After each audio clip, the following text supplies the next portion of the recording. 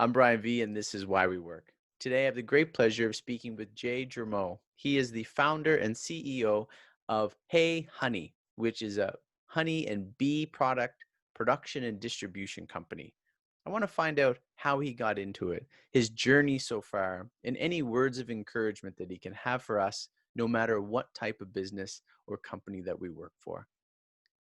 Join me in my conversation today with Jermo.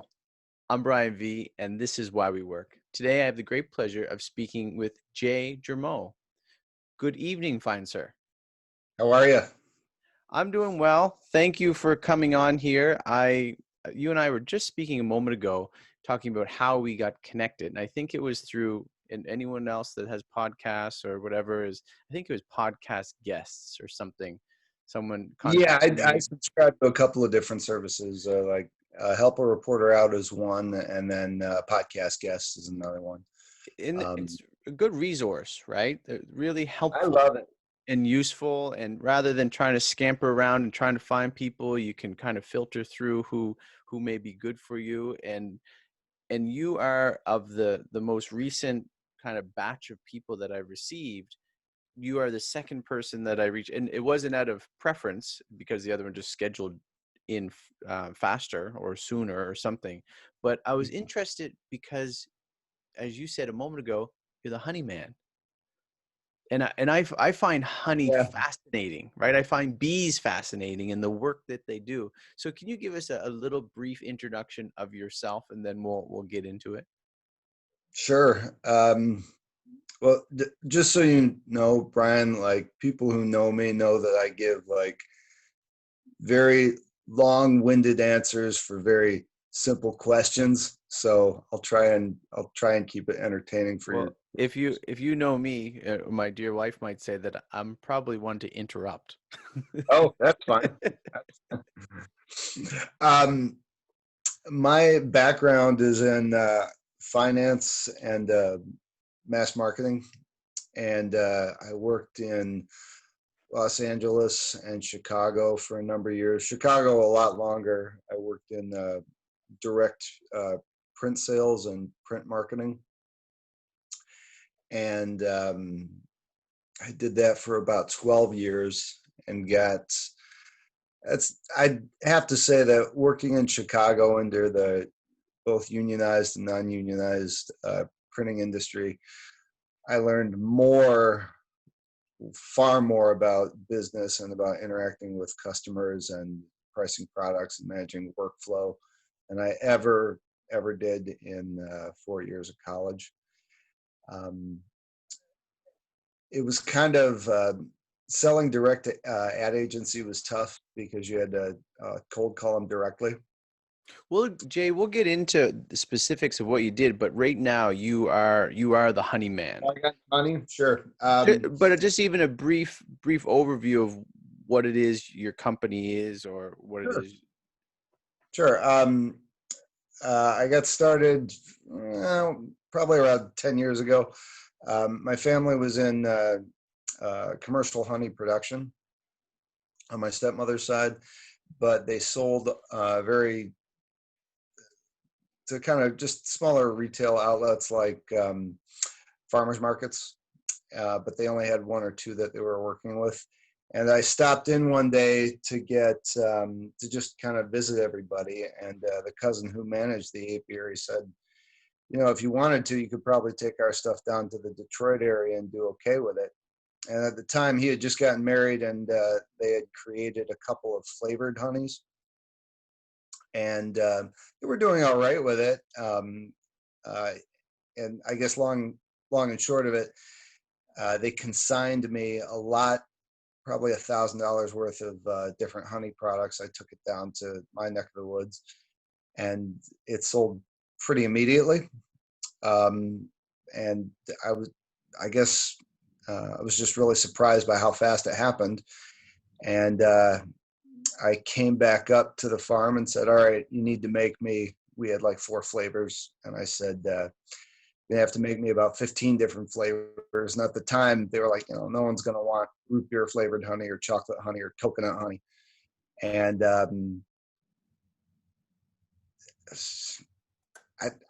Brian, I couldn't even tell you how much thought I put into it. It just, I considered the food pairings for some of these different flavors, Yep. and they took off they took off right away. I've been doing it for 10 years now, And and we then started out with 4 flavors, and I think we're up to like 70 now. 70 flavors. So then thus became Hey Honey. Yeah. Jay, can you do me a favor and bring us back?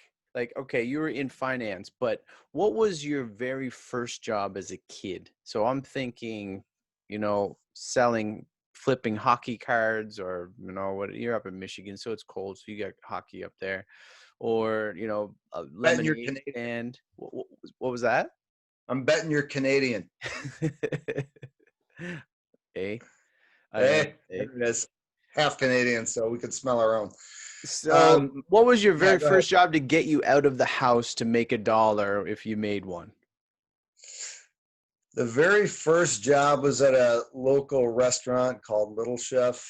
And then very quickly I went over to I got picked up by McDonald's for a couple months. You got traded. Kind of, yeah, kind of. But I mean, they were just grunt jobs. They weren't Yeah. selling. Yeah. They were Oh, just, well, it's I mean, think this is why we work. And any work to me is good work. That's why, like, I'm fascinated by bees. While you may not be as fascinated, but you're working because you work in it. So you kind of, okay, I got to go to work. But other Mhm. people may not be fascinated. But I'm fascinated by the whole spectrum of employment. So whether it's Little Chef or McDonald's, I think it's great, especially for listeners who are wondering how, a person like yourself who has your own company, how you started, how it all began. Well, you had a little job, how old were you at Little Chef? I think I got in early because I fibbed about my age. I think it was like 14, 15. Yeah. Yeah. And Then you yeah, made I the got to tell transition you, to like McDonald's. begin though, I really didn't like work. I really associated it with kind of a drudgery. Already at 14.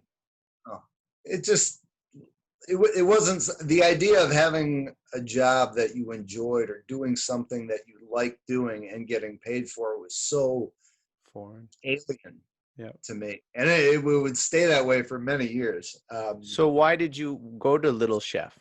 Why, I if you just, it's just, parents kick you out of the house and say, you got to get some work. You're going to be driving soon. You're going to have to pay for insurance and gas. And, um, looking um, back then, yeah. thinking of that, and this is not a knock on your parents, but I mean, for myself, who's a parent, and how Mhm. do you think someone could have done it better for you to give you the idea of the importance of work, even though there's some drudgery in it that maybe, because while you enjoy what you're doing now, where you are the boss, you did need those jobs along the way to get you to where you were one way or another. It gave you some experience. How do Sure. you think someone in your life could have done it, or how we can do it better for a younger generation to kind I'll of tell you what, paint that picture? it's funny you say this because I've been thinking about that a lot lately. Like, if you've ever read the book Rich Dad Poor Dad I by think I vaguely once heard about it, but I did not. um, it's by a guy named Robert Kiyosaki, and he's essentially raised by two different parents, his parents and his best friend's parents. And his parents, they focus on the importance of working for working's sake, so you can have an income and pay for things and have a home. And his buddy's father teaches him, if you're going to have an income, it's better to make things work for you Hmm. and get paid of the results of assets that you own, because you can multiply those income streams. Hmm. Hmm. And I don't think that, and this isn't a knock on my folks, but No, like yeah. it would have been so helpful to have a different perspective on what money is and how it can work for you instead of the idea of working for it. Yeah. Because I met a lot of people, especially just doing this, just having this little shop of mine. I've met so many people who are independent farmers or independent food producers who got out there and hustled from a really, really early age, just selling knickknacks on the street. And Mhm. at the time when I was a kid, I would have thought that was kind of like, a stone's throw away from begging. But now I get it. It totally makes sense. That kid who I saw in Grand Central, who was shining shoes, he was taking home more money than I did in my 30s in cash. So I think to answer your question, um, if I would have had a different perspective and a different education on the way money works Mhm. and how it can work for you as opposed to trading your time for it. Yeah. Yeah, I think I heard a podcast not long ago, and it was what's the owner of Amazon? Bentos, was Bezos, Jeff Bezos. Bezos, and they were just talking about the amount of money he has, and just in a quip, they just kind of mentioned, yeah, he probably has this much money in the bank, and the guy replied, no, he probably has no money in the bank, and Mhm, because it's all being invested, because his mhm, money's working for him. And they're like, well, he probably has some cash, but yeah, he might have some cash, but all the money he has is continually working for him. And I think that's what mhm. you're driving at, the importance of knowing that, rather than, okay, I'm going to work, and at the end of, as a teenager or whatever, I'm going to get a couple $100 in my hand. And then now I go spend it. And then next week I I'll got to tell you do it what. again. I remember very succinctly my very first paycheck, and the because I put in like a month's worth of hours. We got Hmm. paid monthly, Hmm. and like this was in the days of like $3 an hour was Hmm. minimum wage. Hmm. And I think after taxes and FICA and Social Security and everything, I think it was like $68. And I remember just being like horrified. I'm like, that was 4 weekends. That was 4 weekends of my life. And I'm like, that was a shitty, not even $70. I was like, and this is kind of where I kick myself. I'm like, I should have learned at that moment. Yeah. There's a better way to make money. Yeah. But Where did McDonald's take you? Or how long I did was you only stay there there? for a couple of months. But Yeah. honestly, the third job was the one that um, it's going to sound odd. It was left the impression on me because it was. I should have gleaned more from it than I did at the time. But I worked for a local grocery store called Sifa's, and They needed somebody in the back to clean up after the butchers, and it wasn't How a. old were you? I was probably 16 at that point. Did you, I mean, I could only imagine, did you deal with any sort of farm work prior to that? Like it No, was, so you, I can no. imagine having to clean up after a butcher. Well, here's the thing. Like, it didn't bother me in the No. slightest. I mean, it Hmm. was kind of messy, but Yeah. like, what I loved about it, and I didn't realize that at the time, is that I was completely left alone. Hmm. And I, I can work in a group. I don't like it, Hmm. but I really accept when I can just be, when I'm just, Left if I alone. have to work for somebody, if I'm given a set of tasks, and I can be left alone, that's where I really excel. I can listen to music, um, I can plan out my day. I can just be in my head Yeah. and not interrupted, and I tend to be more efficient that way. I'm wondering, thinking of being in helping a butcher, them clean up, in hindsight, I'm thinking that you would be able to realize, like, just in the, say, the meat that comes, how a butcher uses as much as they can and not wasting much. Would that be accurate? And crossing that Yeah, over to our time yeah. I and mean, then some there money. wasn't like. I mean, I don't want to paint the picture that there was like New York strips, half a New York strip hanging from the ceiling or anything. It was really just you had to hose down a couple of rooms, Yeah. and there's a lot of ground beef that you had to take care of, but there they're a pretty efficient bunch. Yeah, I was thinking efficiency, like you at a young age at 16 thinking, learning about efficiency. Well, wow, you can get all of this stuff that you can sell and turn a profit for this animal and what little would be left over. And me, as I mentioned to you a little bit ago, I'm in South Korea, and some other countries are sure to use most and not leave anything to go to the garbage. So this is bringing you into high school. And Yeah. are you thinking about a career? Are you thinking about school? Um,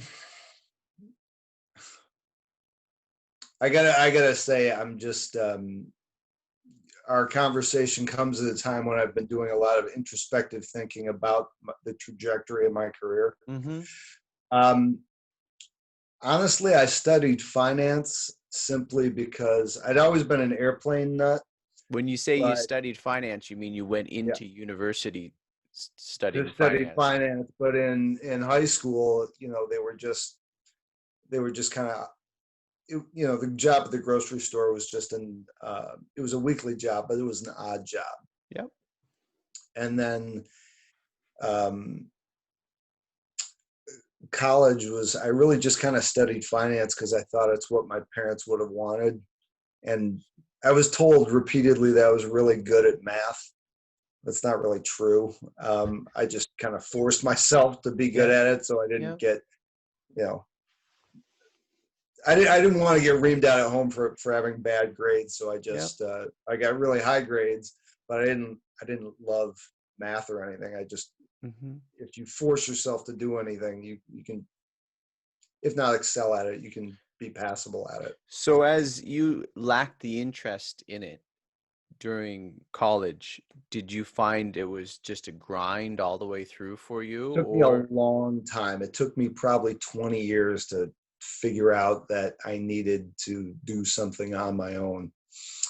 Um, yeah, I'd say for most of my 20s and 30s, I was pretty dispassionate about work. I looked at like investment banks. I looked at working for the government, um, for like the State Department, like overseas how State much is it? Department. How hard is it? And I have an idea of being in, finance. So you're maybe a shirt and tie, your briefcase, you're kind of with all the other ones. And while not liking it, not enjoying it, finding it a grind, how difficult is it to even contemplate stepping out of this entirely? Because it's almost not like an addiction, but it's you've become so accustomed to it. It's almost like it's very hard to imagine doing something completely different, of which you did, but I being did in it it. by, you know what? I honestly, I don't mean to interrupt you, No, but you're good. um, I've heard these stories a lot, and they this transition always happens more or less by accident. Mm-hmm. I was in banking towards the end of my working for somebody else career.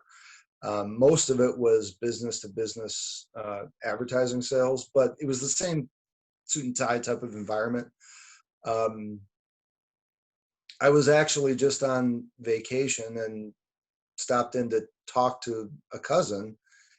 And I guess in one conversation, everything just kind of clicked together from the previous 20 years. Like, I, the idea of working for myself was always very daunting Mm-hmm. because I didn't know where to start. I didn't know what Mm-hmm. to sell. I didn't know who to sell to Mm-hmm. or how to engage the market. And in one conversation, this relative just kind of collapsed everything for me. He just said, you go, there's tons of farmers markets. Just go to farmers markets. Like, is it easy? He's like, yeah, just apply and they'll let you right in.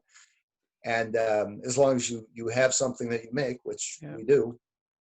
Um, and then I really, really quickly saw cost of goods Mm-hmm. and what the market will bear.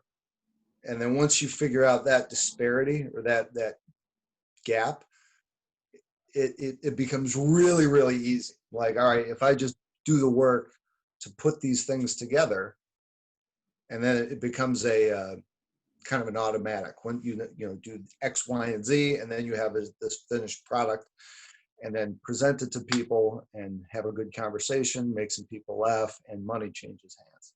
So And just for 20 years up to yeah. that, it had been getting preached to by sales managers, them like dissecting the sales process and making it very technical. Yeah.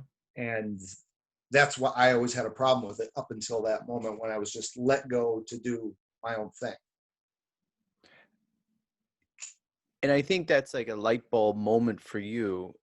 How much though did your experience or some of the things you learned in university, what have you, was that able to transfer over into your Hey Honey now, into your business now?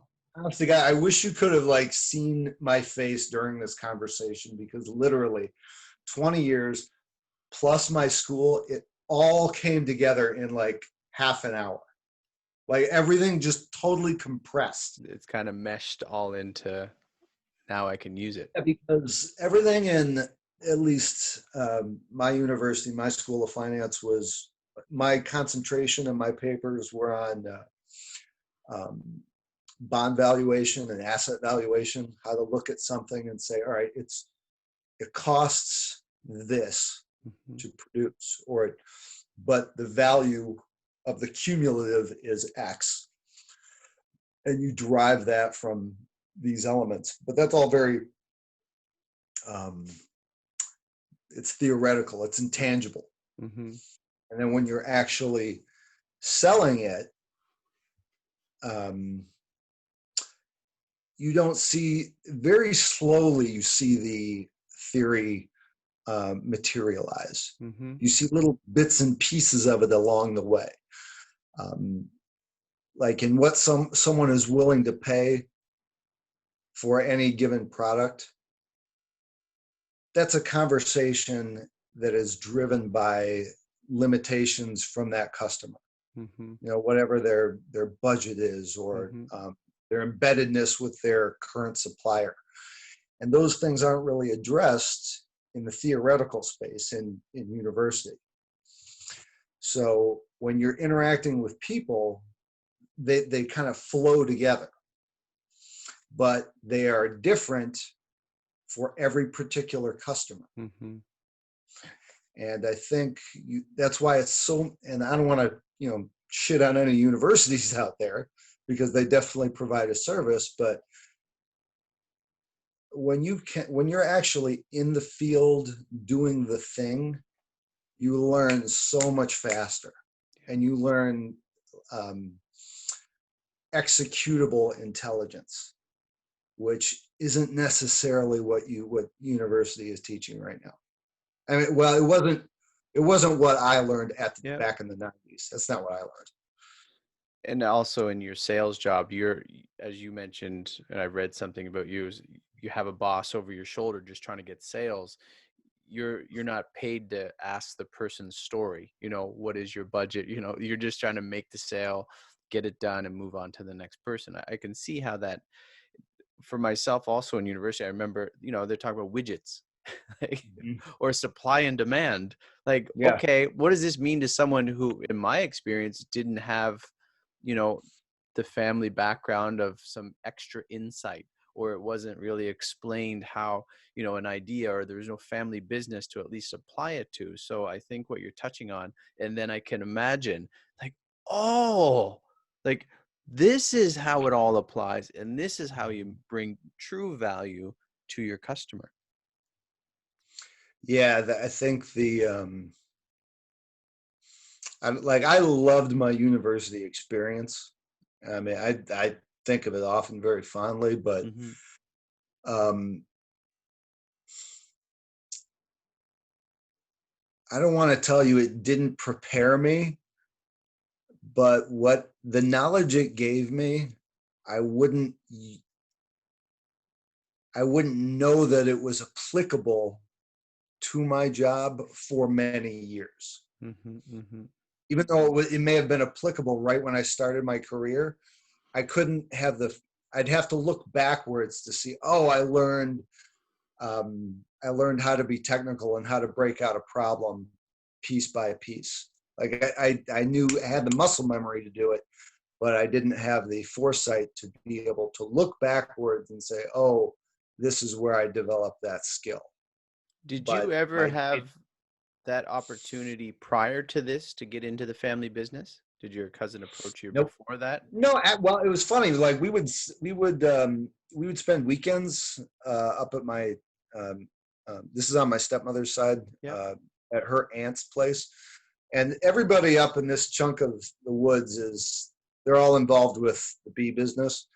And when I was a kid, like I never wanted to be around it, like ever, because I was afraid of getting stung and I didn't really see. I'll tell you what always fascinated me that I never asked the question at the time growing up was we had a cousin Bob. It was an Aunt Emma. That's really her name. Emma, Bob, and Joanne. They all lived together, Yeah. and they kept pretty sizable colonies. But they would get up and they'd leave the house around, I don't know, 9:30, 10 o'clock. They'd be back at 1 o'clock for like a 2-hour lunch. And then they'd go out for another couple hours. And that was their day. Mm-hmm. And at the time, I didn't have the foresight to say, like, how is your day? How is your work day so relaxed and lackadaisical? My parents are so like, they're go, go, go from like 7:30 in the morning till like 7 o'clock at night. And, the truth is they just produced all this inventory and they weren't even really good at marketing or selling it to make a lot of money. They're more religious people, and they would sell what they needed to cover their bills, and that was about it. But once I kind of got my beak wet to the business, I'm like, God, there's a zillion different things we can do with this, and there's 20 different platforms that you can sell it through. And that's the nice thing about being able to do what I do now is the distribution channels are controllable by the individual entrepreneur. We don't necessarily have to go to big businesses or try to crack into that big retailer to sell it for us. Do you remember your first farmer's market? Do you recall That's one of my favorite stories. I'll squeeze it down for you so I don't chew up all your bandwidth. But when I bought a table and a tent. At the time, I worked in options for the Bank of New York, but we didn't get comped on the options. We just had a salary, and it wasn't that much.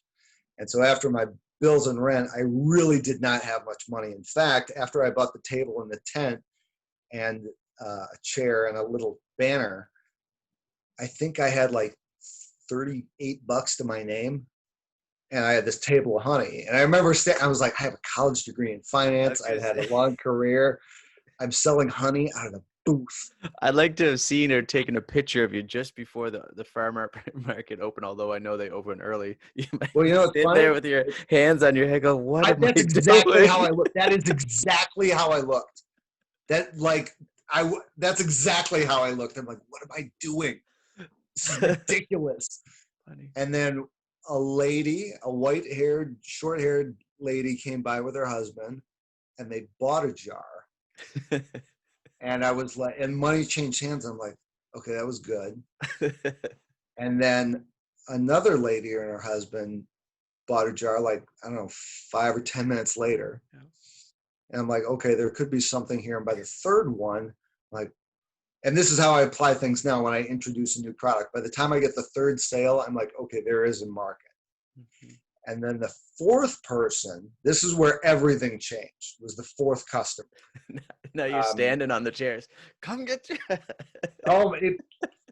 Well, kind of, because this lady came by and she tried all four, and I just kind of ad hoc told her what the food pairings were for each flavor.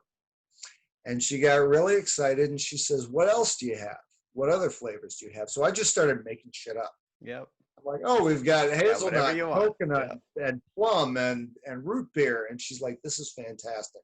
I'm going to bring the women's group by next week, and we're going to clean you out. So after the market finished, I packed everything up. I drove back up to the farm, and I'm like, okay, you got to figure out plum and coconut and root beer and all this other crazy shit. And my cousin's wife, we eventually had a falling out, but at the time she's like, that's ridiculous. No one's going to buy that. I'm like, they're going to buy it. You watch. And I think she made up 2 of each, and they were gone. And then 2 turned into 4 the following week. And after that turned into like 11, and it just kept getting bigger and bigger. So yeah, that was the story of the first market. But you're right, head in hands, like where's your life gone wrong? Definitely a conversation I had with myself. At which point did you decide, okay, this is it? As in you put all of your chips in and said, I'm done with the corporate world or that other life. How long did that take? Well, it's funny because when I took this job, I took it under the knowledge that they were being acquired by another business. So they're like, you could have this job for 6 months, could go for 4 years. We don't know. And I started this about 1 year after I started working there. And throughout that summer and fall, I just remember feeling, I didn't know that this was going to become a career. I just remember feeling comfortable that I had this thing in my hip pocket that I did on the weekends for extra money. And it went for about a year. And to answer your question, I got laid off, like just out of the blue. Like my boss came around, pulled me into an office and said, okay, we're cutting out pretty much everybody. You're the first to go. And I remember being furious. I didn't even like that job. And I just remember being furious that I was getting let go. I'm going to leave on my terms. Well, you know what? I'm like, I got to go. I'm like, I'm not finishing out the day. I'm just leaving. He's like, yeah, okay, I get it. I'm like, you're damn right you get it. And I was in the car and I called a friend of mine from one of the farmers markets. Him and his wife made and sold salad dressing. And I'm like, can you believe this shit? Can you believe I can't, like, I'm a good worker. I got let go from this thing. And I moved back here. I lived in Chicago. And he's like, what are you worried about? And I'm like, well, I'm not going to have a job in 3 weeks. He's like, dude, why don't you just like go to more farmers markets? And I remember like I was at a stop sign and I was just like, Jesus, that's a great idea. Like, why didn't I think of this? And yeah, in like 3 days, I had my entire week filled up. I had like, I think I was working 5 markets. And by the end of the week, at that point, I was just taking cash.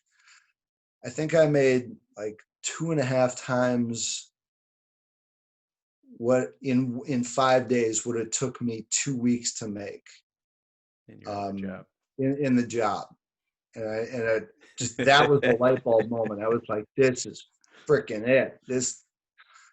I'm not gonna take crap off anybody ever again.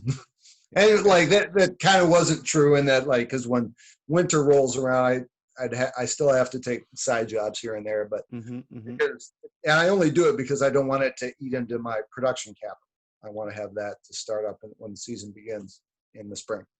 So are you still taking jobs on the side as well, which is probably a very common thing in farming as well? I mean, this sort of agricultural. Yeah, actually, I work for an outfit right now that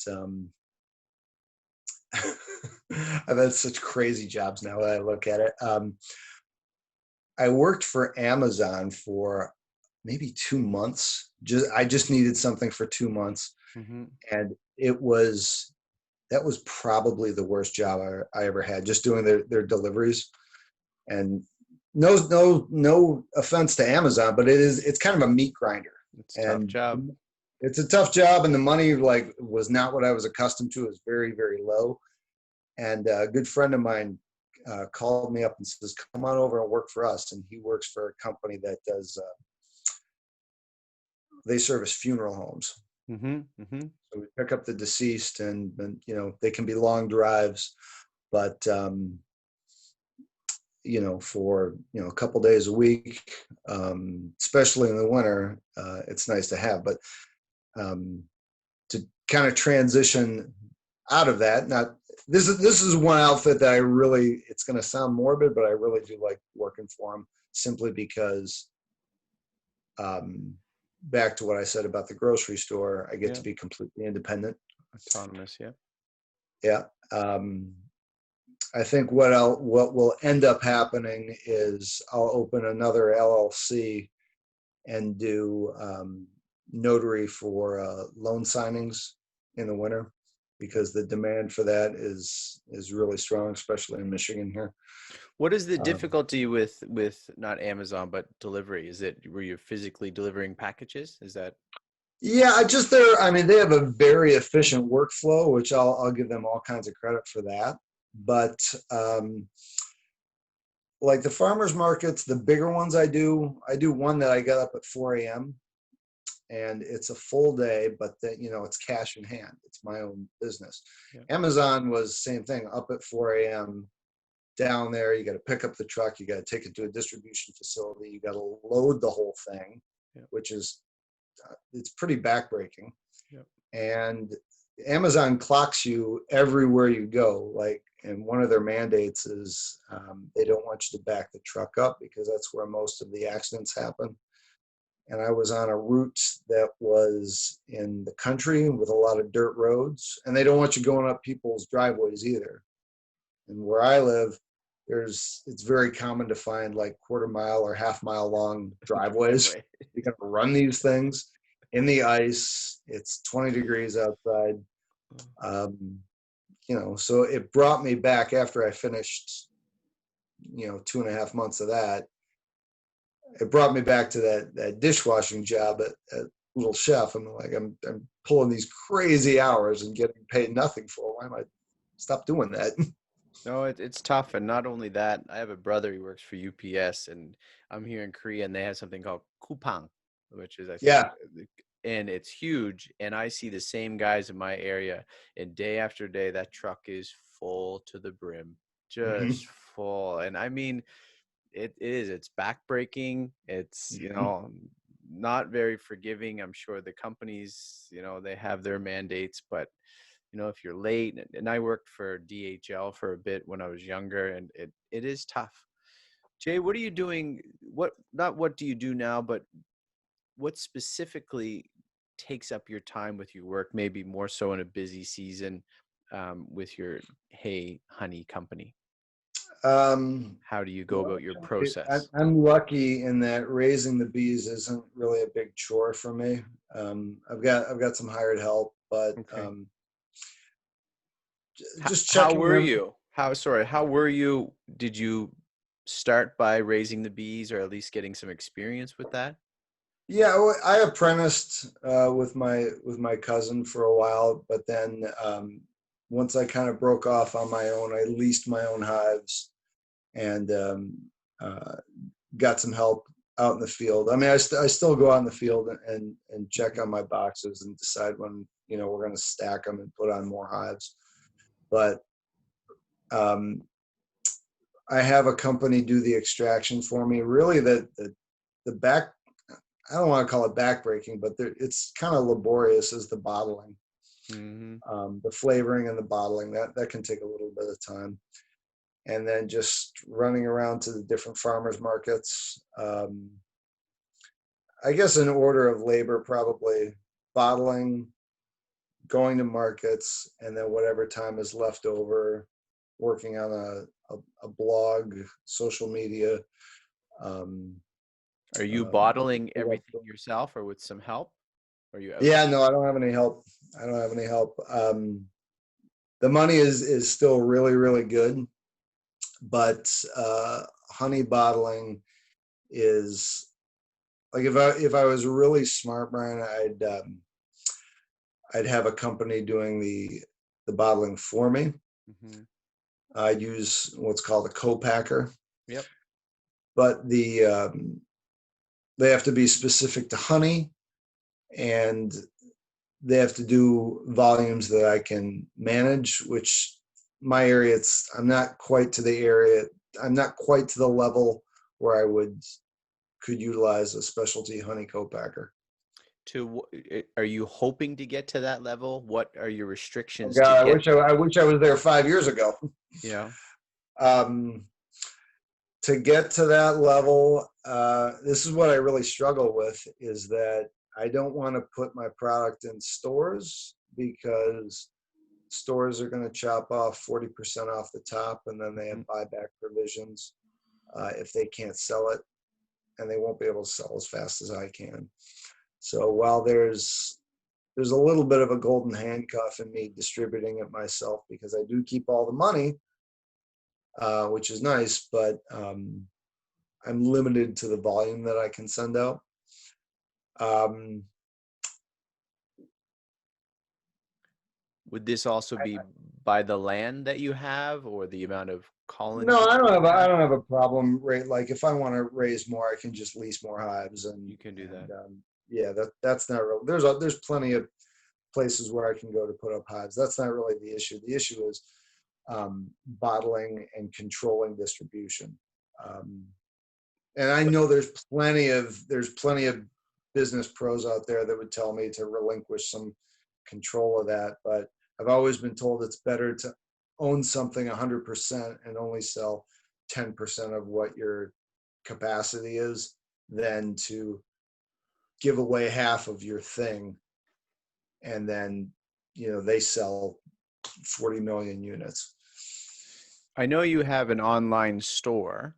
Hey Correct. Honey, you'll promote this in a bit, but heyhoney.biz. Yep. How much are you promoting or hoping that, because I think I saw, what was it, The Prophet? Did you ever see that show, The Prophet? Yeah, like I have America's a couple of mentors who talk to me about that show all the time. there was a small honey shop that he was looking to buy, and I forget the outcome, whether he invested in them, but I could picture them now. They were bottling it, one at a time, and it was a really hard process. But getting online, how much are you trying to push? Because I mean, I think you have a heart now, based on your experience of, well, a knowledge of how important it is to do customer, you know, person to person sales, but Mhm. also you're wise enough to know that there's a margin out there that you can grasp just through online without undercutting yourself to go through these other distribution chains. So how much are you hoping to, in marketing or whatever it is that you're going to do, is to throw um, a bone of your effort towards online distribution or online sales? This is why I love living in the information age, because I can just access metrics as we're talking. I utilize a Shopify store, Okay. and um, the nice thing about Shopify is it'll break down for you, where you were at a year ago as to where you're at now. Um, and when I first started, I did a combination of, blog posts and Pinterest and my mailing list. My mailing list wasn't that big. I get an order every couple, 3-4 weeks. Okay. And now this year, I think I'm up like 40%. So I'm seeing or 42%, somewhere in there.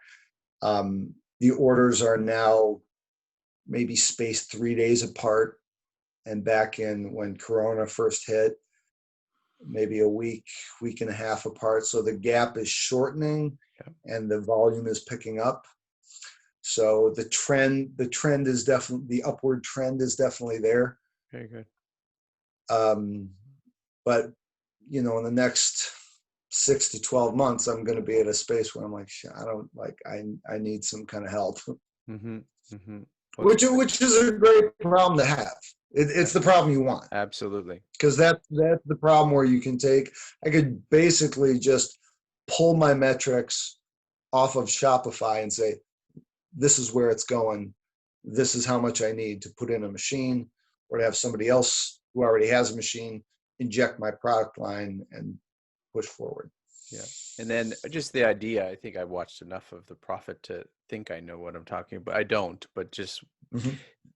if you're able to free up some of your time to limiting your actual bottle production, then you can Mhm. spend more time with, you know, things on LinkedIn or social media. And that's part of your forte of some of your experience you had through that last 20 years, marketing, print marketing, and all of those things. It kind of gets away. But if you're the man of integrity, if you're the man of character, it's going to show no matter what way you do those sales. And it would be nice to do the farmers market, but if you have another untapped market out there that you can get, and people like your product, and they're not in Michigan and they can't go to a farmers market, in Korea, Mhm. just wherever, because I think you're distributing it out to other countries as well. What saw on your website, you can order it anywhere as long as someone's willing to pay for the fee. So it's just a market that I think you have that 20 years of experience is given you, while staying true to what you know to be a good asset, and that is your character and your ability to be personable and caring for the customer and keeping that their budget and their circumstances in mind. I'll tell you what, especially about the past 3 to 6 months, I've thought about this a lot. In that, like what you're doing right now, hosting a podcast is an excellent add-on to what I do. And I wouldn't do any kind of a podcast on honey. That's kind of bland, but it would be on the customer engagement um, um, component of what I do. Because I mean, like, I'm abrupt. I think I'm fairly funny, and I mean, my job is really to just crack jokes and feed people. Mm-hmm. And I say obnoxious things. I hit on um, guys' wives all the time and like make them look good. And um, it's just fun to play off people's insecurities and um, trepidations about Mm-hmm. trying something new. And when you kind of break down those walls with people and they open up a little bit, that becomes the way by which you sell to somebody. Mm-hmm. And to Mm-hmm. tell, like when a couple comes up to my booth, um, I can tell the lady she looks good, and then turn over the guy. I'm like, what is she doing with you? I don't know how this happened. And then they relax a little bit, Yeah. and it's fun. Yeah. Um, but there's one or two markets that I'd really have a hard time departing from. But you're right. I would. The whole reason I started the website is so I can take that interaction. There's two things that happen at the booth. I have the product and I have interacting with me Mm-hmm. for the product. Mm-hmm. And I can take both of those things and put them virtual. Part of what I do with my own personality is just through the blog. I don't know if you read any of that, but I'm a big travel buff. Mm-hmm. Mm-hmm. And the nice thing about honey is depending on where you go, the bees pollinate different flowers and produce a honey that tastes different just depending on where you are. Mm-hmm. And if you merge the conversation between traveling to a new locale and a new flavor, Mm-hmm. and then wrap somewhere in the end of that conversation in a recipe for local fare to that destination, it makes for a good conversation on the blog. So I'd like to extend that with either a podcast Well, that's and what you just said. Having a honey production podcast or a bee podcast it would be bland. But what yeah. was blogs, which people still do blogs, obviously, Mhm. is podcasts now, right? By Yeah, it's the conversation. People want the story as much as they want the product. They absolutely. want that. They want to know that there's a person at the other end who is doing this endeavor. That's why I tell people all the time that the corporate model is really it's I don't want to say in jeopardy, but I think it's kind of run its course. It's slowly disintegrating I because mean, they're if you have the time, I'm to be, you said at the beginning when I first started talking with you, is the bee guy, right? Or hey, honey, like if you are the podcast bee guy, right? Mhm, You're just all bee, all honey products. You know, mhm. I don't know if I can get a P in there to, not, but we could figure it out together, I guess. But that's, you're just the guy to go to. And then by putting yourself on every podcast possible as a guest, like you're just getting yourself out there and talk. I can imagine, right? Talking about the flowers of the worlds and the different tastes of those things. There is a market that's interested in, even if it's not a market, a huge market, but significant, there's going to be people that say, hey, you want a guy who knows about bees, want a guy who knows about honey, want a guy who knows about flowers and different countries and all this. This is the guy. And guess what? Then they're going to try your product. They're going to buy it. I'll tell you what's interesting is one of my biggest markets, like I'm just your run of the mill, half Polish, half Native American white guy. But one of my biggest markets is in Dearborn, which is a heavily Lebanese and Arabic population. Mm-hmm. And um, what I have found is that, especially the ladies down there, I've kind of gotten, uh, I've made a name for myself as being the go-to because every, I don't want to say every ethnic group or every nationality has a bond to honey, because that every group that I've come into contact with thinks that they're unique and that um, they consume honey and they have like a religious tie to it. And the Arabic population that I sell to, um, they're very, very loyal and very specific about what they expect from a food product, particularly mine. Um, and just having the knowledge base to be able to say, um, this has helped me a lot. There's been a number of ladies from Yemen, Mm-hmm. and there's a couple of particular flowers that grow in Yemen that are hard to find outside of the country. And just in conversation, I can reference them. A lot of these folks have come over here, their second generation or their first generation, or maybe they spent just a few years in their childhood Mm-hmm. back in their home country, and then they came over here. And to be able to reference this little sliver of their morning at breakfast, Yeah.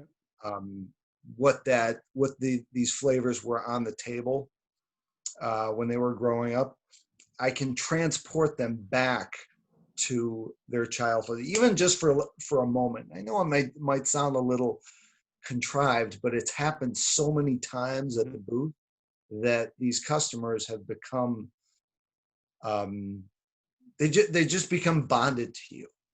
And what I like most about my job now is that there is no in between, um, as far as Yeah. representing a company. It's Yeah. just me. Yeah.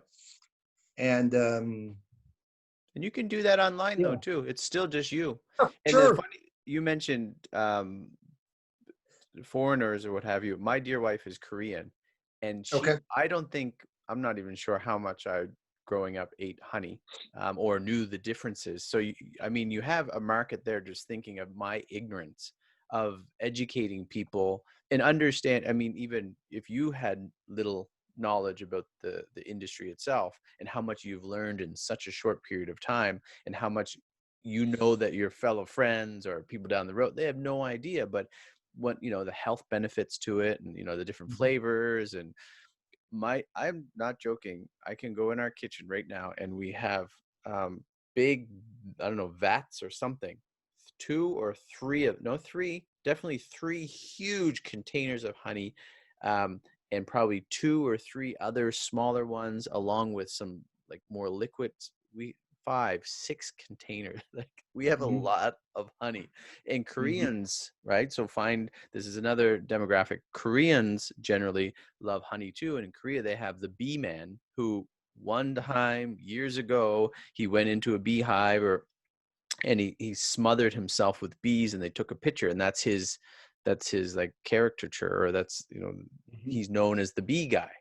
and Hmm. in Korea, not anywhere else in the world, but you have this ability, I think, just if you took the bull by the horns and just said, listen, I have this product, I know it's good, people love it, I'm doing well locally, and to take my marketing savvy, what I know to how to sell a product, and just focus it online, even if you don't want to ever go into another store. And then you might even go into another store just to get a presence there, right? A small little presence or whatever, if whatever. But I think you have something, and to have a podcast, the B Man. I never heard of any B Man, but there is podcasts about every single thing under the sun. And if you had the time, why not? But you buy a Yeah, I microphone, you think have a computer. that's really the that's everybody's challenge in life, is just to find the Time. time. And I like, again, this is why I love living in the information age, is like, it's really becoming, the problem is, how do you sandwich all the things that you want to do in this life, or into a week, Hmm. like, how do you fill up your day with things that you want to do? Hmm. um Maybe one which is stop which is bottling. again, yeah, it's like, it's fine being Yeah. left alone, but like, that's not, I don't want to do that. Yeah. I want to have more. I like having the product, but Yep. I want to be able to do this, Yep. you know. You could easily. Mhm. I think you would And get it's really, interesting. it's just a workflow issue. And you have, the funny thing is, you have so many articles, blog posts. You already have the information to go by, right? You already Yeah, and done a like a lot of lot of that, research. I get help on a lot of that, Yep. Brian. I mean, like, I get a lot. I'm not I'm not the greatest writer, so I don't know if you've ever read Tim Ferriss's book, 4 Hour Work Week. Oh, He's a big proponent of outsourcing your life, especially if you have an online business. yeah. Is really any entrepreneur's job who has an online business, is to figure out how to take all the things that you do and have somebody else do them. So all the travel that I've done, I can relay that to a writer and to an artist to make images for me and say, look, I want you to touch on these topics. Yeah. I want you to talk about this destination I went to, and I want you to talk about this food and this recipe. Go. And that's just freed up, 9 hours of my week. And Yeah. just continuing to do that. You're young enough. You got a good product. There's no reason why, with help, I mean, you mentioned in humility that you need some help with some things, is to maximize whatever it is and just ride the rails with it. How are you staying productive? I mean, it's not an easy job. No job is easy. Even if it's too easy, I think they become difficult. But you also have part-time jobs or other seasonal jobs during the winter time. Mhm. What's driving you? What's keeping you going? As we were talking, I was wondering if you were going to ask something like this. Well, there's a two-part answer to this. Like, up until this point, I've been riding on the experience that I have worked for other people, and I've been miserable for 20 years doing it. Hmm. Now I have my own thing. I can't get fired from it. I own it, and I don't want to say I'm coasting on that, but it feels really good, and it's felt really good for Hmm. 10 years. Yep. Um, it's afforded me a lot more money than I ever made working for somebody else. So what's driving me is, if I'm going to be perfectly honest, a desire to diversify. I don't want to be, I think it took me about 20 years to figure out, I don't want to be just one thing. Mhm. I want to do a number of different things. And while I love this business and I want it to continue to move forward, I don't want it to be the only thing that defines me. Mhm. So whether that being learning to fly, or to produce concerts, or to get involved in other businesses and invest, um, I like staying busy in things that interest me, as I think most people do. But again, it took me 20 years to get to a point where, like, all right, how do I do that? First, you got to get money out of the way. So Mhm. money is slowly getting pushed out of the way. How can I use having money to give myself the opportunity to get involved in other interests I have. I want to do a bunch of things. What is something that you use, whether it's in the honey business or not, that helps you stay efficient or keeps you productive? What is without it you wouldn't be able to do the work that you do? In terms of what, like software or tools or Anything you want, whatever it is for you, that it's the first thing that pops to your mind, like without my phone, without my computer, without my bottles, whatever it is, what is it for um, you that keeps you efficient? keeps me efficient. I always have that phone on me. I mean, like this phone is really amazing. It does everything for me. It's got my Square on it, so I run transactions off it. Shopify is on it, so when an order comes through, I don't have to be at my laptop. It's got my mileage tracker on it, so everywhere I go. Actually, that's one of the bigger tools is you know being incorporated. I'm sure it's pretty similar in Canada. Um, all the things for your businesses that you can write off. For Taxes. me, because I travel to so many different markets, I accumulate a ton of mileage, and I have to be able to isolate that. And at the end of the year, it's a big write-off. It's a huge write-off. Yeah. Um, that's a pretty good one. If I was to like, I don't even get comped by this software company, but there's a mileage tracker out there called Mile IQ, Hmm. um, which it's just saved me so much money. Yeah, yeah, yeah. Very efficient. Thinking of my listeners and people getting into work, thinking of you getting into Little Chef or changing your job to McDonald's or the grocery store, or from the corporate world to your own job, wherever people are in getting into work. Do you have a tip for them? Some advice for them? That's tough because we're crossing, like, whether if you're in it The beginning and or you've in been it? doing Yeah. it, yeah, if you've been in it for a while, don't kid yourself that um, it's too late to do something else if you're unsatisfied. Hmm. Hmm. And I know that is easier said than done. And I may come back to that, but if you're young, I would say don't let anybody undervalue or not undervalue you, but undercut the idea that working for yourself and doing something that you enjoy is unattainable. Don't let them dismiss your ideas. So yeah, like just the idea of getting a job. Yes, there's necessity to that, but start a hustle early.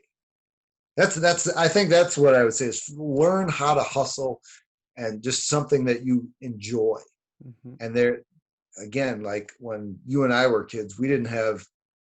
I mean, there's whole podcasts just um, dedicated to learning how to do a side business or do a side hustle. So you can access that stuff immediately. And like when we were kids, that like just if you didn't trip into it, you just Yeah. went out and got a job. Yeah. Like there wasn't access to information for people to guide you to Hmm. do things that you might want to do. Yeah. Um, but if you're, in your 40s or 30s, 40s or 50s, and you're doing a job that you don't necessarily like, um, this is my tip: start small. The idea that you Hmm. have to completely leave a company and dump all your eggs into one basket and start your own thing with all your family's resources. You don't have to do that. Yeah. Find something that you can do or market, and do just something small and develop a market. Yeah. Um, because when you do that, the risk is a lot lower and you can test things out. I think a lot of people, when they get into business on their own, they think they got to throw all this money at it. You really, really don't. You can test it out slowly. until it starts performing for you. I think that's a common misconception. I hear that one the most. Yeah, I get nervous when I hear people say, "Just follow your dreams, just go do it." Well, That's spoken by somebody who's like, two things. That's spoken by somebody who didn't follow theirs and they don't have any direction. So like figuring out what your dream is, like I thought I wanted to be a movie producer when I was in high school. And then I realized I didn't really know what that was. Mm. And now, you know, that whole industry is evolving and changing. And what I do now, it's basically the same thing as being a movie producer. Yeah. Producers outsource all their work. They find teams of people who do the things they need to have done, which is essentially what I'm doing. I'm just doing it for a different product. Yeah, don't get mired down in this idea that you have, there's only one way to skin a cat. There's not. But figuring out what you're going to like doing, you don't have to have that figured out at 18, but you should be trying things. Because when you try things, you figure out what you do and what you don't like. And you don't have to stick with it if you don't like it. You learn, yeah, I don't like that for whatever reason. Try this other thing. If you wanted to produce movies, you can produce little videos on how to produce honey. Oh, I mean, those are that would be interesting. that. I might start with that, but I wouldn't stay with that. No. It'd be more about. I think mine would be just more, traveling the Action-packed. world and talking about eating well, and it'd be this. Honestly, it'd be some form of this. Talking about traveling the world, how do you keep your work life choices in check? How do you turn it off, stop working? Well, how do you put some free time for yourself, or how do you enjoy without the pressure of work? Are you able to turn it off, or is it 24/7, Yeah, well, 365? this is kind of a seasonal gig. So When it's not the season, when it's not in season, is it still on your mind? Or do you worry about the upcoming season? Are you pretty no, distant? because a lot of my, like in the past 10 years, I've for the first 7 years I worried about that. Mm-hmm. And now it's like I have people to help me, and if I need to change locations, or if I have to change suppliers for Queens, that's pretty easy to do. A lot of the stuff that you see in the news, not that it's not relevant or that's not important about bee die off.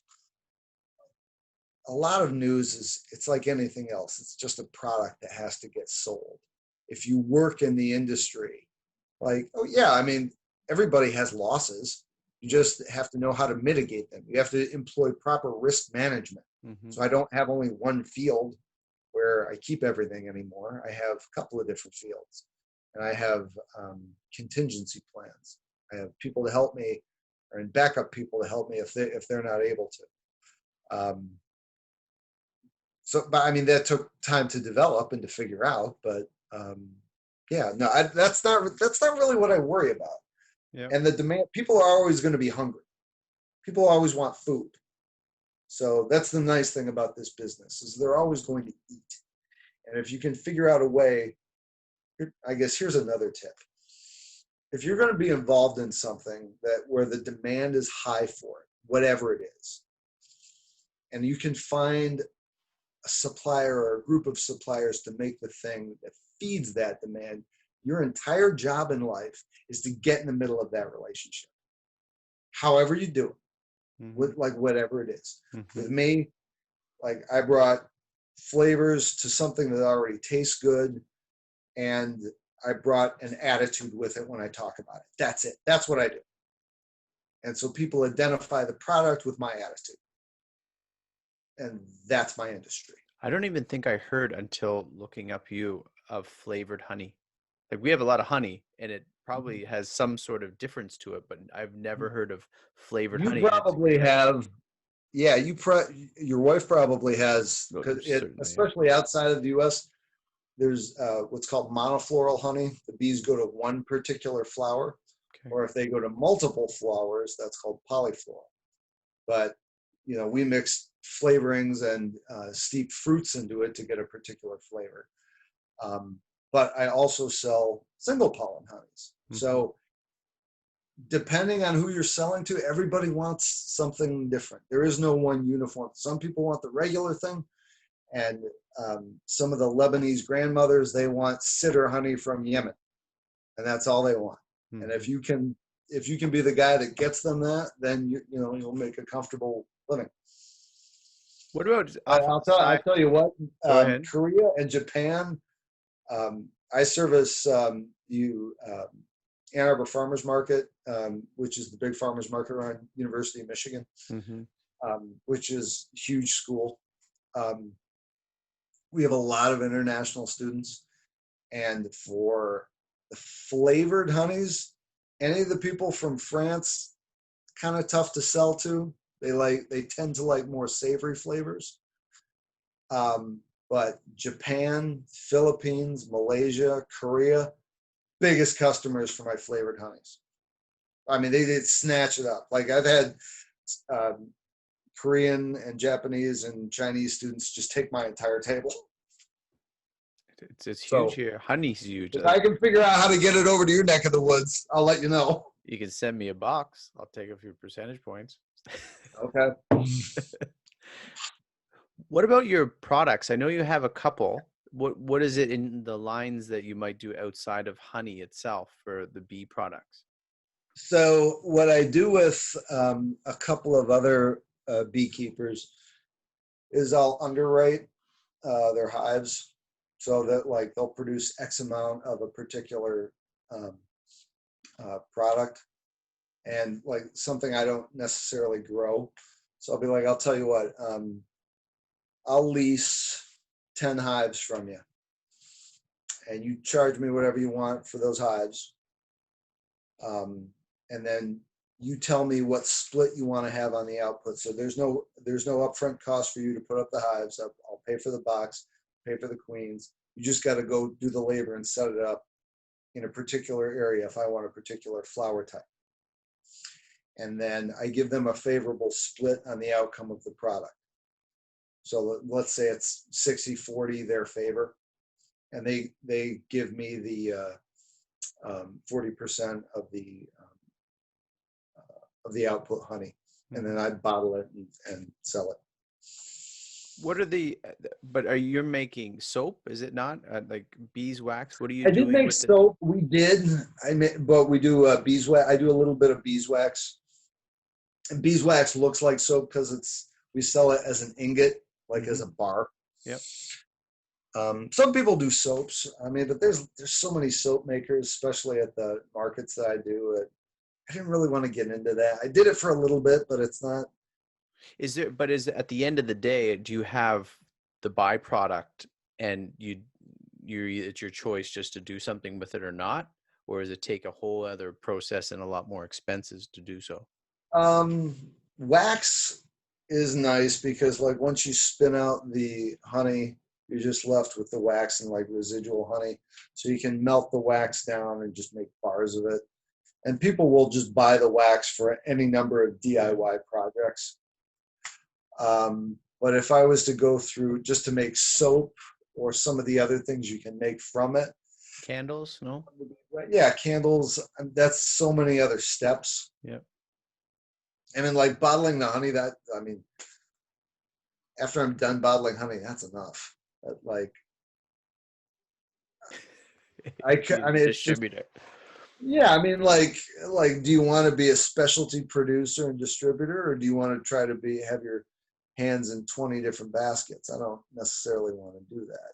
I want to excel at one or two things, and then Jay, looking back at, is there something that you wish you would have known, or was there a mistake that you made that you learned from? Is there a lesson that you learned through this process that you look back or you're like, oh, that was not too wise of me, but now I know better and now I'll try not to do that again, or I'll learn from what I've learned.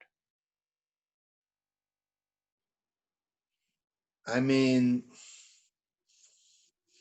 my I liked working with my cousin. He passed away, but Sorry and to hear that. I think that I thought at the time like he was going to be the end all be all of um,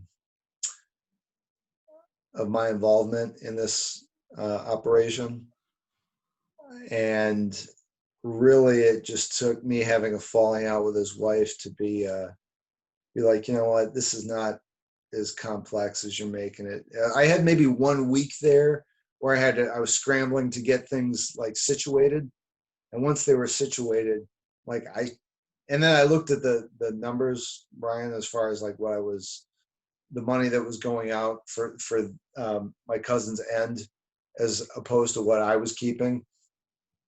I'm doing, you know, almost 3 times as well now, Mm-hmm. doing a little bit more labor on my end. Um, I don't know. I think things kind of went the way they did purposefully. Um, and but once I looked at the numbers, how much I was going to be making doing it all on my own, that was kind of like I should have done this a while ago. Mm-hmm. But you know, the situation didn't warrant it, and it wasn't right. So, Are you hinting at that you wish the falling out didn't happen, but you've learned from it and it kind of turned out? well, no, I'm glad that did happen because there was, you know, without getting into the nuts and bolts of you know, too into the weeds here of what happened with the relationship. Um, I think it happened when it needed to happen. Um, I think if it was just my cousin, it would have been a lot easier Mm-hmm. to manage. But you know, whenever you start involving more than yourself in the operation, it can get a little dicey and it can get a little bit complicated, especially when you're working with family. Um, I don't know if Thinking, that answers your no, question, no, but it does. Yeah, no, it just, but it's an experience that happened in business, and it was related to family. And although it was difficult at the time, it turned out to be okay. And you know, it's a learning experience that you can take forward in any other endeavors that you venture on. This next question is more for your view of it and looking forward of, and maybe even a suggestion for people listening, of where you suggest people put their character versus their career. So I'm sure in the corporate world there's that drive for the career, drive for the title, drive for the money, and as you even said, the pressure just to put the sale and not to be personable.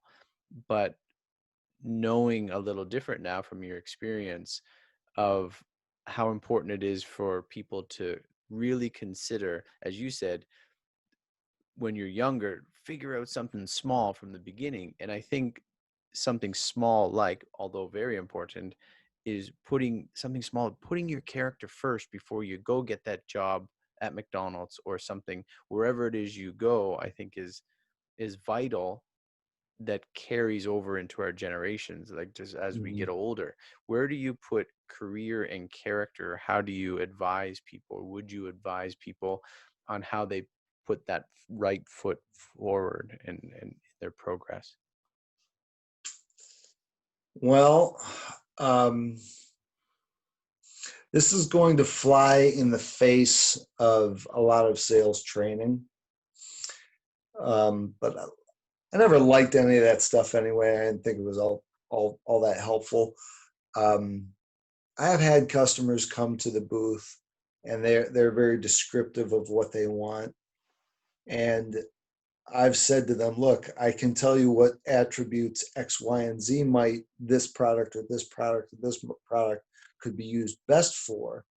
But if that's not exactly your Mm-hmm. particular brand of vodka, then maybe I'm not the best guy for Yeah. you. Mm-hmm. And if you're looking for this specific recipe, for something to fit this specific recipe, like I have a savory honey, a buckwheat honey that fits a very particular type of food. And I've had people ask for a substitute when I'm out of it because I don't always have it. Mhm. Like, look, you could buy just the regular clover and wildflower, but you're not going to get the same effect. And I don't want you disappointed. So you can buy it if you want, but just know that it's not what you want. So you can either wait or find it from somebody else.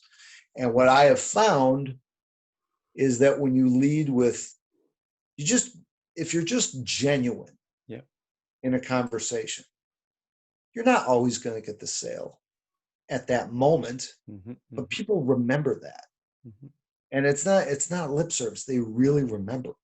And mhm. I can't even, I've had countless times where people come back and, oh, you were so nice to me. I didn't end up getting that thing, but now we're having people over and I'm doing this fruit salad and I want a raspberry and a strawberry and and that it happens all the time. Um, and I think that is avoided. It's not even considered, or at least for, it wasn't for me in the corporate world when I was selling in the corporate world. They, my bosses would say things like, "You got to develop the relationship, but get them to sign on the dotted line." I was like, well, part of developing the relationship may be saying, "Hey, I can't help you with this, Mhm. but try somebody else." And it really sucks when you're looking at you're like, if I make this sale, I can make rent this week. See, Mhm. that's where it becomes Dicey. uh, so difficult, and that's why I like so much better selling for myself Mm.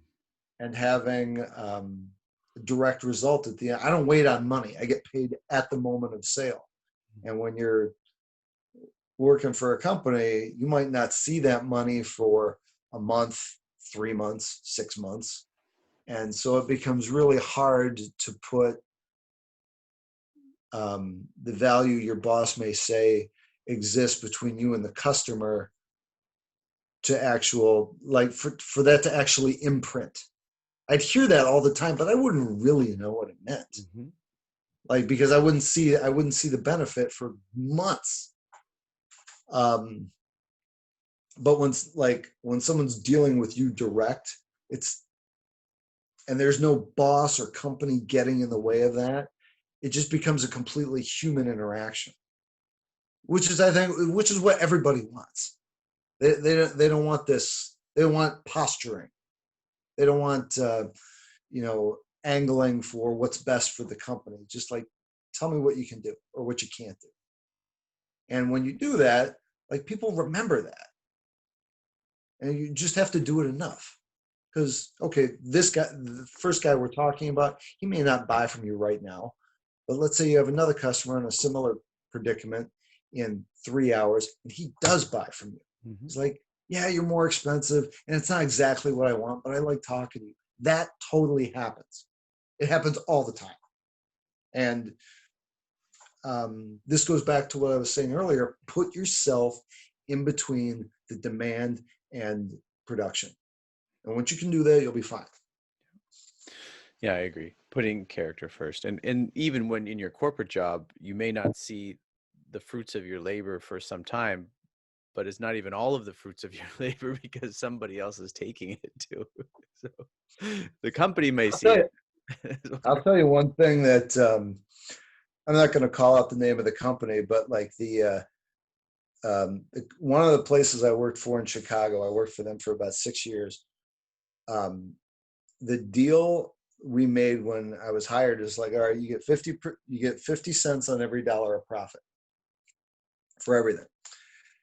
And I'd been there for like 3 or 4 years, and I had this client who had a giant print run, but their agency, it was another printer, and the agency they represented wanted a very specific paper type that, and they wanted this thing turned around immediately.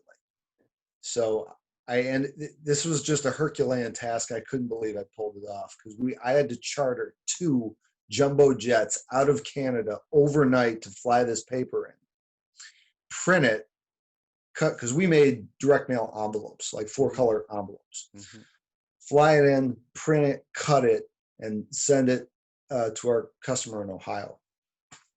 in like 5 days. And by some miracle, I pulled this off. And all the other suppliers they had talked to had told them anywhere from 4 to 6 weeks. And we did in less than a week. But the freight bill, because, we have to put something on it. It was very, very high. It was a lot of money because we were up basically 5 days with no sleep to make this happen. So we charged accordingly. It was a lot of money. And after the bill went out, I remember my boss said to me, "It's like, God, you made around, like, I think we made around $85,000 just on that freight." I'm like, "Don't you mean 45? Because I get half that." And he's Let me like, check "No." that out. Well, this is the thing. I'm like, "Don't you mean like 40? Because I get half of that." He's like, "You don't get half." I'm like, what are you talking about? It's like, I make 50 cents on every dollar of profit. He's like, "Nah, not on freight." I'm like, "Since when?" He's like, "Since about 5 minutes ago." And I was like, "Whoa." That, like, at that moment, honestly, Brian, I'm like, I got to figure out how to get out of here, out of this whole, because for a long time, I've just been irked by the way companies handle salespeople, because I hear story after story about how they, if you find a good salesperson and they make something happen for a customer, and the company they represent just kind of screws them out of a deal. I've just always had a chip on my shoulder about that, and that's why I'm such a big proponent of people finding their own thing, whatever it is, and building their own little enterprise. Jay, you mentioned the education that you received, and I agree that, our educations could have been tweaked to help us prepare better, but you didn't knock education, just it could have been done. How, in considering listeners, where do you value education? I'm thinking of all that you've learned over the last 12 years, and it obviously doesn't have to be formal education, but just the learning process and having listeners understand how valuable it is to keep on learning. Oh God, Brian, it like never stops. And honestly, I think I didn't have a real affinity for learning because it wasn't paired appropriately with application.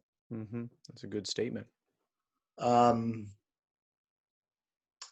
it would have been great to have more, I don't want to call them internships or like work study, because like in the film business, I live in Michigan, and like the film business is on the other side of the country from me.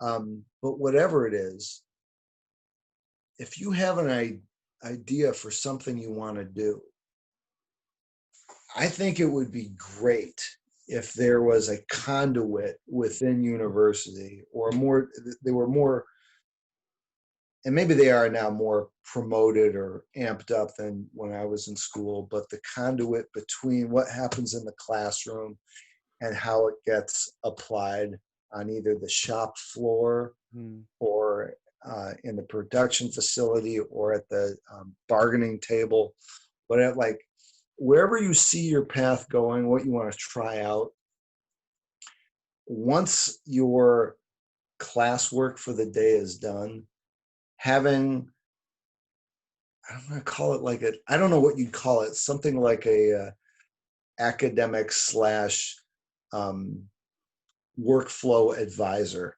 to say, okay, you've worked on accounting and finance and marketing for the past 2 semesters. What would you like to try out? And how can what questions do you have from your coursework? And how would it apply to X business? What questions do you as the student want to see answered? And how can we make those things pair up? And I again, it's a Herculean task for all the different students who are in university. But if it was some kind of a service that was available to people who, because I mean, let's be honest, there's lots of kids who are in university and they don't have a ton of direction. They have an Mhm. idea, Mhm. or maybe I'll trip into this, but I can only speak from my own perspective. Like, I knew pretty much where I wanted to go, but I didn't have the tools to help me direct how to get there. Yeah. And if there was some kind of facilitator Mhm.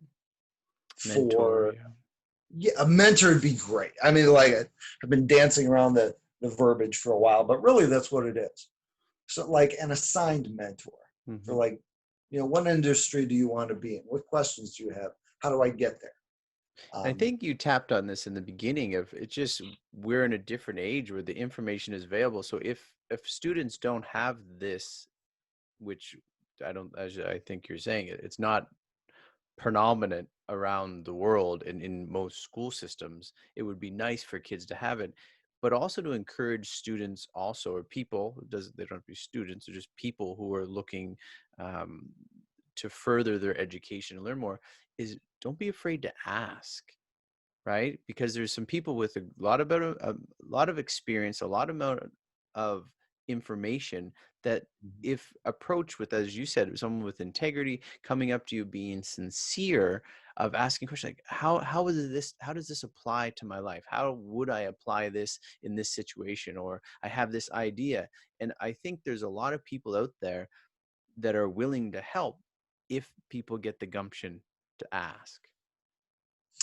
yeah, I think I've had this conversation a couple times. There was one guy who came up to my table a couple of years ago. Him and his young wife. He was a God. He must have been like 24 at the time. He was going to U of M for a MBA, but he had just come out of the Marines, and he was a C1, or maybe the Army. He was a C-130 pilot. He was very young, and we got to talking about flying because I love flying, or I love, it's something I wanted to do.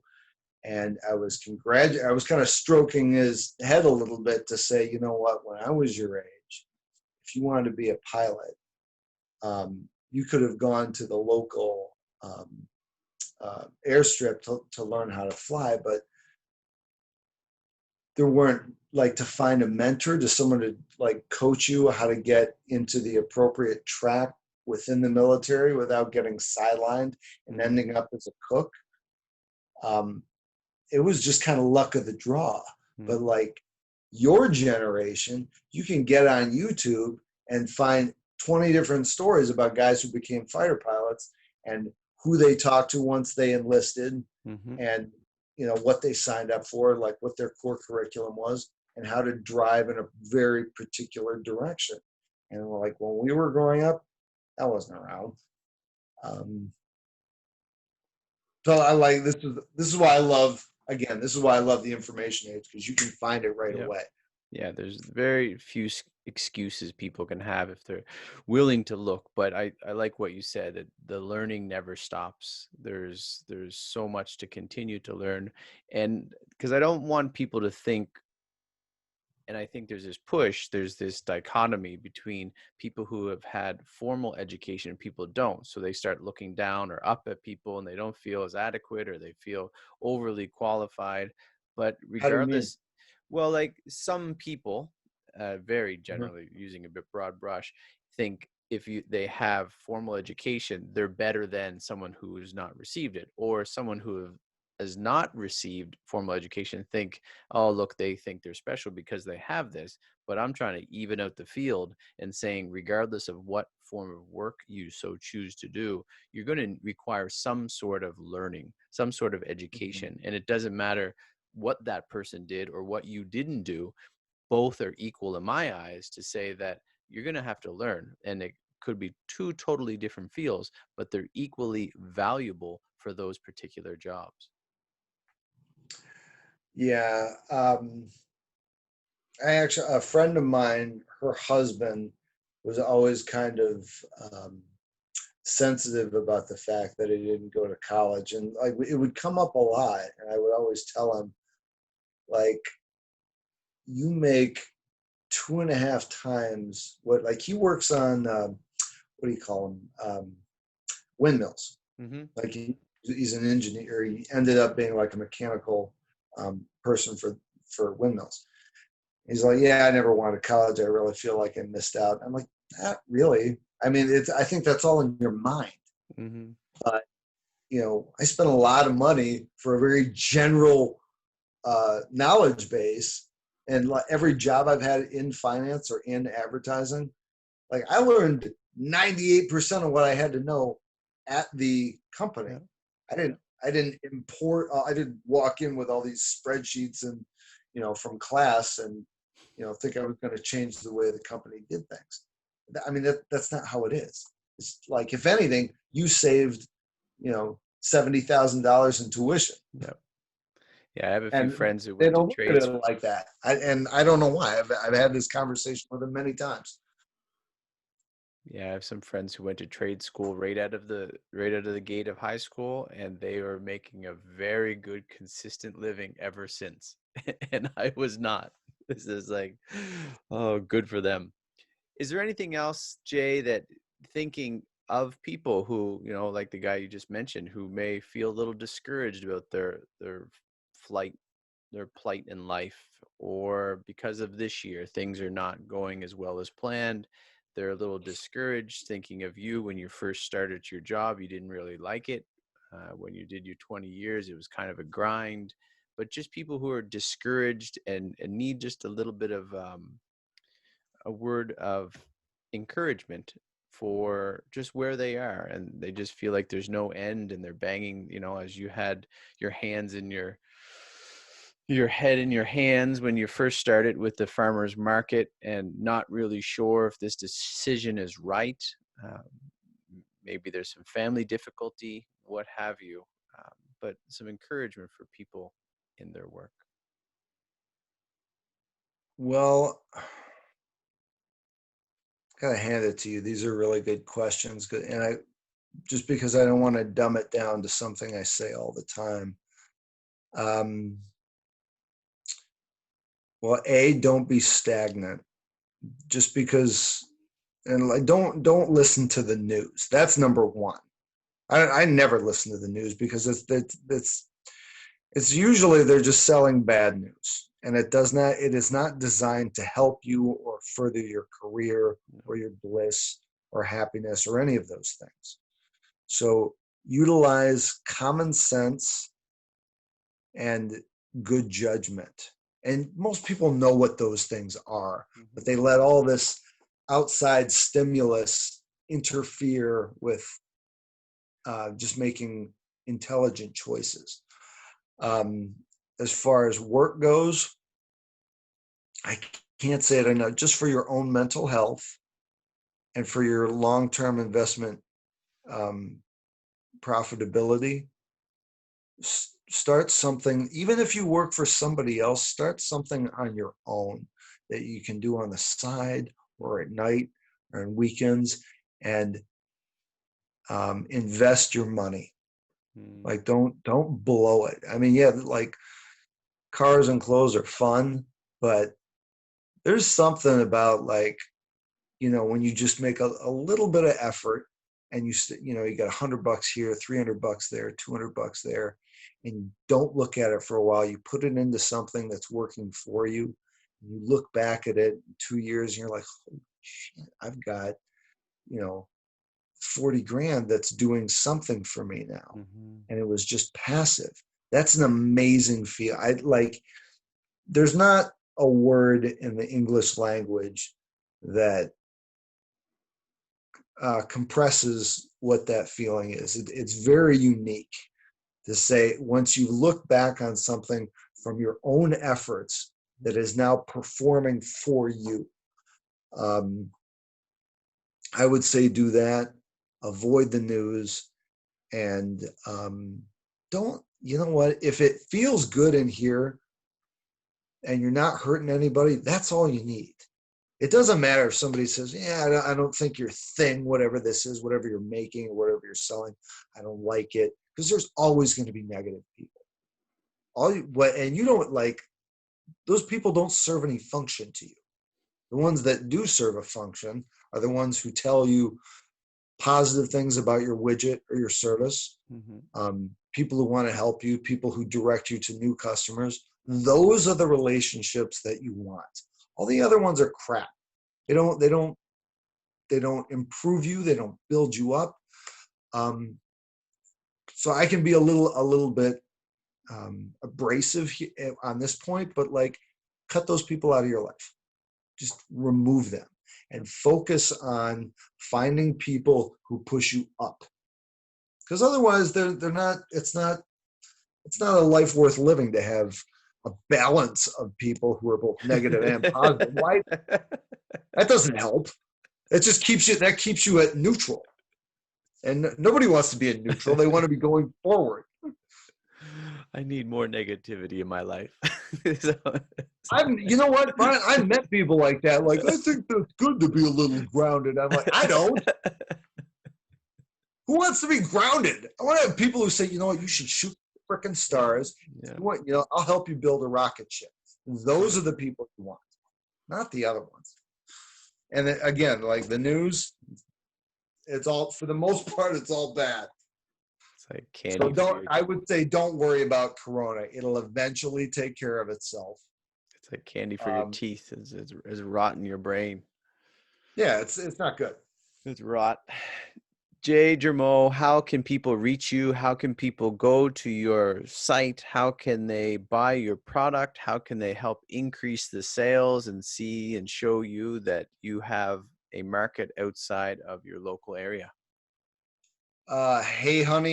Heyhoney.biz. That's HE as in Edward, Y, honey.biz. Where did it come from? Uh, Hey, honey. we're, I want people not to forget because I call my dear wife honey. Honey. I also say, hey, honey. it's just like, hey, honey. I don't know how you're gonna feel about this, but so I I actually said that to somebody at a market. There was some cute girl that was walking by, and I said that, and Hey, her honey. gorilla of a boyfriend. This is like on my second day before I even had a name. Like, her gorilla of a boyfriend was behind me. He's like, "What are you doing?" I'm like, "That's the name of the company," and I just made it up on the spot. And he's like, "All right, I was gonna have to pound you." I'm like, "Yeah, I don't want that," but pretty good looking. And so we had a laugh about it, and he was all right. But um, I Hey, thought honey. about it. I was back at the bank the following day. I'm like, I should use that name. That's a Hey, good honey. name. Hey, honey. And it's .biz. It's not .com. The heyhoney.com is a cosmetics company. I'm sure they have great stuff, but it's not the same. Mm-hmm. Hey, honey. And you That can biz. message me. You can message me through the website. I'm always looking for help with bottling. So if there's any co-packers out there who are looking for an additional injection into their product line, let me know. Well, I know you're Um, also on LinkedIn as well, and I think that's a good resource for people in business looking for help, mhm. looking for advice, and you never know, you might find some I do. You know co-packers. what? I don't use LinkedIn as often as I probably should. They say it's I'm a one of the little. most underrated free sources out there, resources out there. I believe. You know what? I think I not stopped using it because I'll check it every once in a while, but I get a little trepidatious because it pings you when you are looking at someone's profile, Yeah. and I think it's. I understand why they do it. It's a little big brother for me, but I still do use it. I I don't understand the disagree. Big Brother thing. I understand that, and that's one of the first things that, hey, or someone's viewed my thing. But I think if you grew up like I did with Facebook, I think Yeah. you don't want to look at people's thing. And if you had an idea, like, well, why are you looking at someone's profile or something if you know them Mhm. or something? And it in some ways it's kind of strange, or someone's looking at you. But this LinkedIn, hopefully, because some people would suggest that it's kind of skewing a little bit with becoming more Facebook like, but because it's business like, it's just a business contact.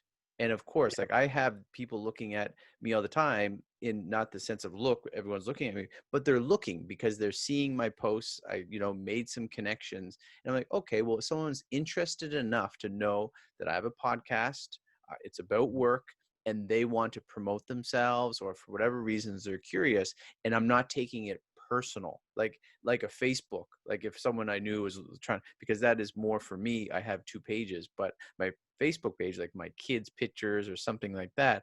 But the business aspect, look away, because everybody wants you to look at them because they have something to provide, and it's business oriented, which is why they say it's one of the most underrated free resources. I mean, you can pay for some services and stuff, but free resources out there where you can connect specifically in Michigan, wherever you want, and they're all business oriented people. I'll tell you, I would bet you dollars for donuts. That's probably where I'm going to find my co-packing help. Probably. I might even be interested to check in a moment when we're done, and I'll just co-packers in Michigan or something, like just Oh, search. well, I know all of them, and they're like, there's one in particular who could help. Um, I guess more on that later, but It's a good yeah, resource. it is for sure. So that's how people can reach you at Hey Honey. Jay Jermo, I have one final question for you, Go and ahead. that is, why do you work? Mm. Um, well, I'd hate to tell you it's only for the money, because it's not. I really tripped into something here where I get to connect uh, with everybody around me in a completely natural way. And I don't have to feel anxious about it. Um, Honey kind of provides a delicate introduction to all the people around me. And honestly, Brian, I'm kind of discovering this as I say it, as I'm talking to you right now. Um, Honey has become my conduit for meeting the world. It's kind of like it's kind of like a wingman that just introduces me to everybody. Mhm. And quite honestly, I don't really care where anybody's from. I just want to hear their story. And um, my work, by its very nature, just very gently guides me into that. I think that's why it opens doors for me. And they're amazing doors to be opened up into, or areas to be opened up into. And I was thinking, as you said, co-pilot, maybe it's your pilot. I mean, you love Honey's your pilot, just taking you wherever it is that it's going to take you. And I think being so young, having a knowledge that you do about honey, the opportunities, especially as we said numerous Oh, times so here, young. You're so kind. is with technology, the ability you have with online marketing and all these sorts of things. Facebook, you can advertise and all that within your own community. I have not done these things, but I've heard of a lot of people who have products to sell, that they're a Mhm. viable option to promote and to distribute and sell their products. That you have, I mean, you may not be flying physically yet, but you have, you're taking off with Hey Honey. And I appreciate you, Jay Jermo, and all of the work you're doing. I appreciate your humility of knowing where you were in life, and the company that you worked in, or the business that you were in, and then you stumbled, as you said, fell into this, and it's starting to help form your character. And Jay Jermo, I thank you for what you're doing, and Hey Honey. Brian, I thank you for the conversation.